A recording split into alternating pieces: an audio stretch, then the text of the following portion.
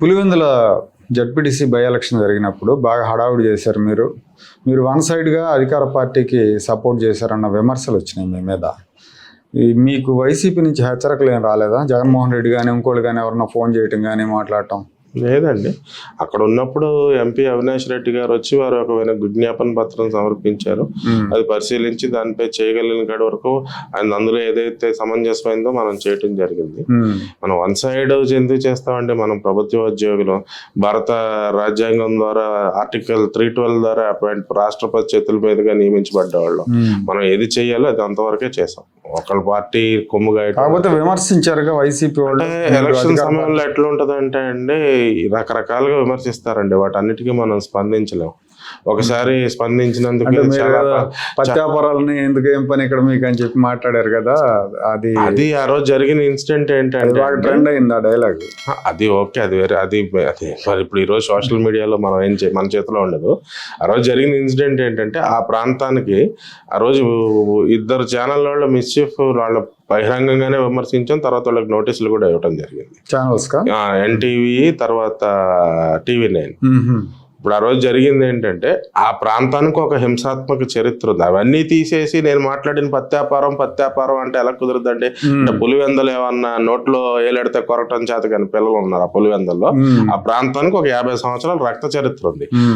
ఆ ప్రాంతానికి ఉన్న చరిత్ర దృష్ట్యా ఇరు వర్గాలు ఎదురుపడకుండా మనం పక్క ప్రణాళిక ప్రకారం ఎవరు ఎక్కడ ఏ రోజు ఎక్కడ ప్రచారం చేసుకోవాలో ప్రణాళిక ప్రకారం దానికి సెక్యూరిటీ అన్ని ఆర్గనైజ్ చేయడం జరిగింది.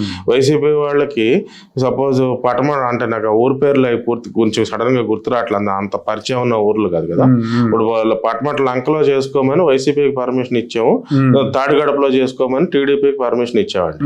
ఇప్పుడు వైసీపీ వాళ్ళు పటమట లంకలో చేసేవాళ్ళు ఒక ఎమ్మెల్సీని ఆ ప్రాంతం ఒక ఆయన కలిసి ఈ తాడిగడప వచ్చి ఈ మధ్యనే వైసీపీ నుంచి టీడీపీలో చేరిన ఆయన ఇంటికి వచ్చి ఆయన బుజ్జగిస్తున్నారో బెదిరిస్తున్నారో అది మనకు తెలియదు వాస్తవం.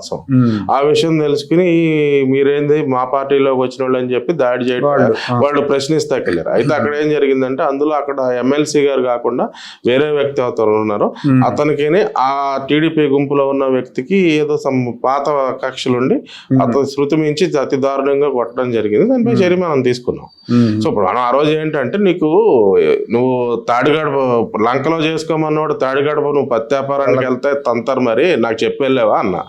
వాడికి దాంట్లో ఏం చేశారంటే, ఆ ఛానల్ వాళ్ళకి ఏదో ఇన్పుట్ ఎడిటర్స్ అని ఉంటారంట కదా హెడ్ ఆఫీస్ లో, ఆ క్యాచీ వర్డ్స్ ని మాత్రమే చేసి దాన్ని రిపీట్ చేసుకుంటూ వాళ్ళకి నచ్చినట్టు దాన్ని, ఇప్పుడు మీడియా అనే దానికి కూడా కొన్ని మీడియా ఎడిట్ చేసి దాన్ని ఫారిన్ కంట్రీస్ లో మీడియా లాస్, మీడియా ఎథిక్స్, తర్వాత ప్రైవసీ లాస్ చాలా స్ట్రిక్ట్ గా ఉంటాయి. ఇప్పుడు ఒక మీడియా ఛానల్ ఒక ఇంటర్వ్యూ తీస్తే ఆ రికార్డింగ్ ఆ సోదరు ఇంటర్వ్యూ చేసిన వ్యక్తికి ఇవ్వాలి. దాన్ని ఏ విధంగా మార్చినా కూడా వెంటనే దాన్ని సివిల్ సూ చేస్తూ అంటారు. చాలా భారీ రొక్కాలకి సూ చేస్తారు. మనకు ఆ చట్టాలు లేకపోవడం వల్ల మీడియా కెమెరా పుచ్చుకుని మేము ఏం మాట్లాడినా చెల్లుద్ది, మేమే అన్ని నిర్ణయిస్తాం అన్న అహంభావం ఉంది. దాని మీద వాళ్ళకి నోటీసులు జారీ చేయడం జరిగింది. సార్ మాదేం లేదు సార్, మా యజమాని మమ్మల్ని మీరు కన్నెర చేయొద్దని తర్వాత రోజు వచ్చి బతిలాడుకున్నారు.